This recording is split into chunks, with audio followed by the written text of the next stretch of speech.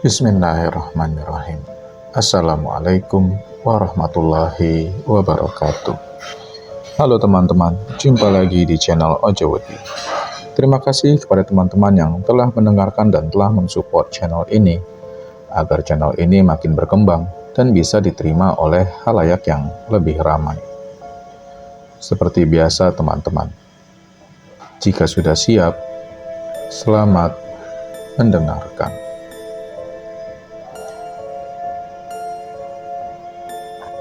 Namun di hati kecilnya, ia sedikit ketakutan. Karena setelah beberapa hari tinggal di rumah ini, dia sering bermimpi tentang anak perempuan berbaju merah muda. Tapi Randy meyakinkan dirinya sendiri bahwa itu hanyalah bunga mimpi. Mungkin juga ia terlalu kecapean setelah mengurus segala hal tentang rumah barunya ini. Jadinya ia mendengar dan memikirkan hal yang tidak-tidak. Mungkin kucing kali yang masuk, ucap Randy. Mana ada kucing telapaknya segede gaban, jawab Ilham. Namun, tiba-tiba, perang. Suara benda terjatuh, berasal dari dapur. Mereka berdua sempat terkejut mendengar suara tersebut. Lantas Randy dan Ilham bergegas masuk ke dalam rumah. Ketika baru saja membuka pintu, mereka dikejutkan oleh bekas telapak kaki yang tersebar di lantai ruang tamu. Jejak kaki itu sudah mengering.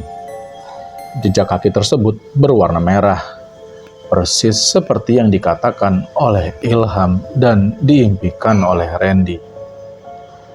Ham, pel ini, ucap Randy kepada Ilham yang sedari tadi menggenggam alat pel di tangannya. Randy pun memberanikan diri untuk berjalan menuju dapur. Dengan langkah yang ragu-ragu, dia perlahan mendekati dapur. Perang! Suara benda jatuh terdengar kembali, membuat Randy terkejut dan mundur beberapa langkah.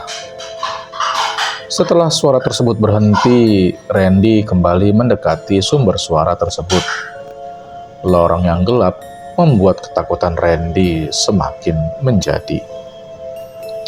Suasana mendadak hening. Akhirnya Randy sampai di dapur. Ia melihat semua barang-barang sudah berantakan. Ia melihat ke sekeliling dapur tapi tak dapat menemukan pelaku yang memberantakan dapurnya ini. Dengan hati yang ketakutan, Randy berniat untuk segera keluar dari dapur. Namun tiba-tiba, ia dikejutkan dengan sosok anak kecil yang sedang berdiri di lorong gelap yang menuju dapur. Sosok itu berdiri menghadap Randy. Mata merahnya seakan menyala dari kegelapan. Sosok itu perlahan mendekat ke arah Randy. Cahaya lampu menerpa tubuhnya dari ujung kaki, hingga perut yang mempunyai lubang yang cukup besar. Darah mengalir keluar dari perutnya. Perlahan cahaya naik ke dada dan tibalah sampai ke leher. Leher yang tersayat hampir membuat kepalanya terputus. Darah segar keluar dari lehernya. Ya, aku ketahuan. Aku sembunyi lagi ya. Ayo cari aku. Tiba-tiba sosok tersebut mengucapkan kata-kata itu. Randy terkejut bukan main. Kini sosok tersebut berbalik dan berlari menjauh dari dapur. Kebetulan di ujung lorong ada Ilham yang membawa alat pel dan ember. Namun sosok tersebut berlari menembus Ilham dan Ilham pun tak merasakan dan melihat apa-apa. Melihat hal itu, Randy semakin panik. Rasa takut sudah menyeruak ke seluruh tubuhnya.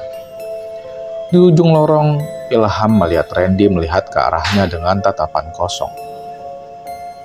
Bang, ada apa? Tanya Ilham. Namun, Randy tak menjawab. Tiba-tiba Randy terjatuh membuat Ilham berlari ke arahnya dan menjatuhkan alat pel dan ember di tempat di mana sebelumnya ia berdiri. "Bang!" teriak Ilham. Randy terjatuh ke lantai. Tubuhnya mengeras, tatapannya melihat ke atas. Seluruh saraf tubuhnya tegang, nafasnya tersengal-sengal. Ilham pun panik. Ia berlari keluar rumah untuk meminta tolong. Setelah beberapa kali berteriak minta tolong, tak ada satupun manusia yang menjawab. Ilham bergegas kembali ke dalam dan mengambil ponselnya. Ia menelpon kedua orang tuanya perihal kondisi Randy. Ia pun menelpon Bella, pacar Randy, dan beberapa temannya yang bisa membantu. Ilham pun bergegas kembali ke dapur untuk melihat kondisi Randy. Saat itu ia kejang-kejang. Saat itu kejang-kejang Randy sudah berangsur berhenti. Kini ia tak sadarkan diri di lantai dapur. Ilham berusaha membawa tubuh Randy ke sofa ruang tamu. Ia pun berharap seseorang datang untuk membantunya. Berbeda dengan Ilham yang melihat Randy tak sadarkan diri, Randy sendiri melihat aktivitas lain. Dirinya seakan dibawa ke alam lain ketika melihat anak kecil itu berlari melewati Ilham. Saat melihat anak kecil itu berlari, Randy berusaha mengejar. Ia meneriaki Ilham, namun Ilham seolah tak mendengar teriakan Randy. Ia pun berlari menuju Ilham. "Ham, lo lihat bocah tadi nggak yang lari-larian?" sahut Randy. Namun Ilham tak menjawab. Dalam pandangan Randy, tiba-tiba Ilham berdiri di ujung lorong. Waktu seakan berhenti, tak ada aktivitas apapun ketika melihat jam dinding. Jarum jam sama sekali tak bergerak. Ketika Randy akan menyentuh Ilham, tiba-tiba pandangannya menjadi runyam, gelap. Namun tak lama, pandangannya berangsur kembali. Tapi saat Randy mulai membiasakan pandangannya, Ilham tak ada di depannya. Ia pun merasa asing dengan apa yang ia lihat. Semua perabotan yang ada di rumahnya terlihat seperti ketinggalan zaman. Ia pun memanggil-manggil nama Ilham, namun tak ada jawaban. Lalu Randy berjalan menuju ruang tengah. Semua sofa bukan miliknya.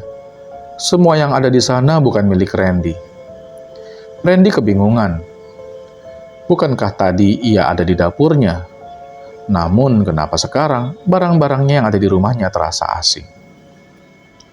Randy pun keluar untuk melihat nomor rumahnya.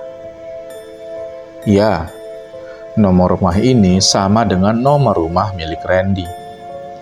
Ia pun kembali masuk ke dalam dan melihat kalender yang ada di ruang tamu. Kalender tersebut menunjukkan tahun 80-an. Tambah pusing dirinya ketika melihat kalender tersebut. Otaknya tak mampu mencerna apa yang terjadi. Ketika Randy sedang kebingungan, tiba-tiba ia melihat anak kecil yang berada di bingkai foto. Ia merasa familiar dengan anak kecil tersebut. Ya, ia ingat. Ini anak kecil yang ada di mimpinya. Terdapat tulisan kecil di pojok foto tersebut. Anastasia. Nama gadis tersebut adalah Anastasia. "Bu, terigunya sudah cukup." Terdengar teriakan yang berasal dari dapur. Randy pun langsung menghampiri asal suara tersebut. Ia melihat dari ujung lorong, ada seorang gadis yang ia baru tahu itulah Anastasia, sedang bersama seorang wanita dewasa yang Randy yakin adalah ibunya. Dua orang tersebut sepertinya sedang membuat adonan kue atau bolu di dapur. Terlihat dari muka Anastasia yang cemong oleh tepung. "Bu, habis bikin bolu kita main petak umpet ya," ucap Anastasia yang dibalas senyuman oleh ibunya. Setelah beberapa saat mereka pun menyelesaikan adonan tersebut. lalu mulai memanggang adonan tersebut. Sekarang, kamu dulu yang sembunyi. Ibu hitung sampai 10 ya. Anastasia mengangguk dan berlari bersembunyi di kamar mandi. 1, 2, 3. Ibunya mulai berhitung. Anastasia sudah bersembunyi di kamar mandi. 8, 9, 10. Ibunya sudah selesai berhitung dan siap mencari Anastasia. Bu! Suara pintu depan terbuka dengan begitu keras, membuat ibu Anastasia terkejut. Begitupun Randy yang menyaksikan. Ternyata ada seorang pria dewasa yang masuk ke dalam rumah. Ia berlumuran darah. Kemeja yang ia pakai rusak compang-camping. Astaga, Mas, seru ibu Anastasia. Ia pun menghampiri pria tersebut yang sepertinya adalah suaminya. Pria tersebut terjatuh tak sadarkan diri di tengah ruang tamu. Lantas, ibu Anastasia menghampiri suaminya tersebut. Ia melihat darah menetes dari badan suaminya tersebut. Ia takut dan kebingungan dengan apa yang terjadi. Namun, tiba-tiba datanglah seorang pria yang membawa sebuah senjata tajam seperti golok. Ia masuk ke dalam rumah, lalu mengunci pintu depan. Si Anton sudah mati, tanya pria tersebut. Pria yang membawa golok itu melihat tubuh ayah Anastasia yang bernama Anton itu sudah terkapar tak sadarkan diri dalam pangkuan istrinya. Bimo, apa yang kamu lakukan terhadap kakakmu? Teriak ibu Anastasia. Jangan salahkan aku, salahkan suamimu yang mengambil semua warisan ayah, jawab Bimo. Ayahmu memberikan semua warisan pada Anton karena ia tak percaya kepada pemabuk dan penjudi seperti kamu, lanjut ibu Anastasia. Alah, Mbak Irma ini tahu apa? Bentak Anton. Pergi dari sini, Bimo, sebelum aku berteriak minta tolong, ancam Irma. Bimo hanya tersenyum dan menghampiri Irma. Silakan saja berteriak, ujar Bimo. Namun, tiba-tiba golok menghujam leher Irma. Pemandangan itu membuat Randy ingin muntah. Ia melihat Irma dipenggal di depan matanya. Randy berusaha mencegah si Bimo itu. Namun, ketika ia hendak memukul Bimo, ia malah menembus tubuh Bimo. Ia tak bisa melakukan apa-apa. Ia hanya bisa berharap Anastasia tak keluar dari kamar mandi tempat ia bersembunyi. Irma dan Anton sudah tergeletak tak bernyawa di lantai ruang tamu. Melihat tubuh mereka sudah tak bernyawa, Bimo merasa masih ada yang kurang. Keponakanku. Sayangnya, ia ingat akan Anastasia yang tak ada bersama kedua orang tuanya. Tasya, kemari nak. Ommu bawa hadiah, teriak Bimo. Bimo pun berjalan ke arah dapur sembari meneriakkan nama Anastasia. Randy yang melihat itu berharap Anastasia tak keluar dari kamar mandi. Namun sayangnya ketika Bimo sudah berada di dapur, Anastasia malah keluar dari kamar mandi, mengira omnya membawa hadiah. Tapi, bukan hadiah yang Tasya dapati, melainkan sebilah golok dan tatapan mengerikan dari Bimo. Di situ kamu rupanya. Ayo, main tak umpet sama om, ucap Bimo sembari memamerkan golok yang penuh dengan darah. Teriak Anastasia setelah melihat Bimo. Ia pun berlari menuju ke ruang tamu, lalu ia berteriak kembali setelah melihat kedua orang tuanya terkapar di lantai. Pergi dari sini, nak, ucap ayahnya yang ternyata masih hidup. Mendengar hal itu, Anastasia mencoba kabur melewati pintu depan, namun sayangnya terkunci. Ia pun melihat jendela yang bisa ia buka. Anastasia pun mencoba untuk kabur melalui jendela tersebut. Jendela tersebut berhasil terbuka. Anastasia mencoba melewati jendela itu. Ketika ia hampir berhasil melompati jendela tersebut, tiba-tiba, celup, sebuah golok tertancap di dadanya. Bimo melemparkan golok dari jauh tepat mengenai punggung Anastasia dan menembus dadanya.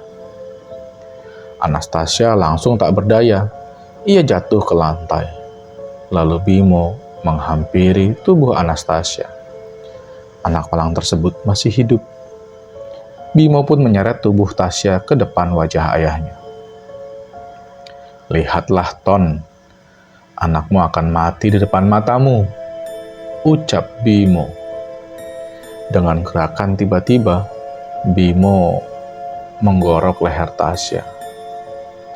Anak cantik itu meninggal dengan mengenaskan di tangan pamannya sendiri. "Tidur yang nyenyak ya, Ton," ucap Bimo. Bimo pun menusuk jantung Anton dan memastikan ia telah mati. Setelah memastikan semua yang ada di sana telah mati, Bimo membersihkan diri dan menyimpan golok di dapur. Setelah selesai, ia pun keluar dari rumah itu dan mengunci pintu dan gerbang. Melihat hal ini, Randy terkejut dengan apa yang ia lihat. Namun, ia tak tahu harus melakukan apa. Ia mencoba kembali ke alamnya namun tak bisa. Tak lama, Anton kembali membawa sekarung semen dan pasir. Ia pun melihat mayat mereka bertiga lalu memilih Anastasia. Anton membawa tubuh Anastasia ke dapur. Disitulah ia mulai membongkar lantai dapur, menggali tanahnya. Saat tanahnya dirasa cukup dalam, ia memasukkan Anastasia ke dalam peti kayu, lalu memasukkannya ke dalam lubang itu. Setelah memasukkan Anastasia, ia pun menutupi lubang tersebut.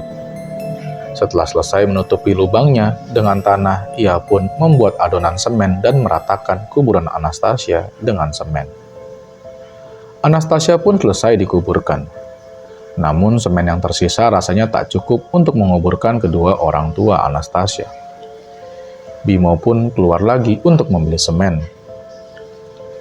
Namun, ada satu hal yang Bimo tidak tahu. Bolu yang sedang dipanggang oleh ibunya Anastasia gosong. Dan karena terlalu panas, oven tersebut terbakar, membakar apapun yang ada di sekitarnya. Tak lama Bimo kembali dan melihat kepulan asap berasal dari dapur. Ia pun berlari masuk ke dalam rumah. Ia memadamkan api sebelum menjadi besar dan memancing perhatian warga sekitar. Api berhasil ia padamkan. Namun kepulan asap masih membumbung tinggi. Asap itu berhasil memancing perhatian warga. Beberapa warga berbondong-bondong datang ke rumah tersebut. Bimo lupa. Ia menutup kembali pintunya. Pintu depan terbuka lebar. Mayat kedua pasangan suami istri itu masih tergeletak di ruang tamu. Ketika ia akan kembali ke ruang tamu untuk memindahkan mayat tersebut, ia terlambat. Ia melihat sudah ada beberapa warga yang ada di halaman rumah. Mereka semua terkejut melihat mayat tergeletak di lantai. "Pembunuh!" Seorang pemuda berteriak ke arah Bimo. "Tangkap dia!" ucap yang lainnya. Warga yang ada berlari dan menangkap Bimo. Salah seorang warga pergi untuk memanggil ketua RT. RT pun datang ke TKP bersama dengan seorang polisi. Setelah ditangkap, Bimo masih belum mengaku kalau dia pembunuhnya. Ia hanya datang untuk memadamkan apinya lalu melihat mereka sudah terkapar tak bernyawa di lantai. Warga tak langsung mempercayai Bimo. Seorang warga pun menemukan golok yang penuh darah di dapur. Dengan bukti tersebut, Bimo masih mengelak. Beberapa warga terlihat kesal. Tiba-tiba seorang warga memecah kerumunan dan melepaskan pukulan ke arah Bimo, diikuti oleh warga-warga yang lain. Randy sedikit lega melihat Bimo tertangkap dan dipukuli oleh warga. Ia berharap ia bisa ikut menghakimi Bimo. Namun pandangannya kembali buram dan berangsur gelap. Kini ia berpindah dimensi lagi.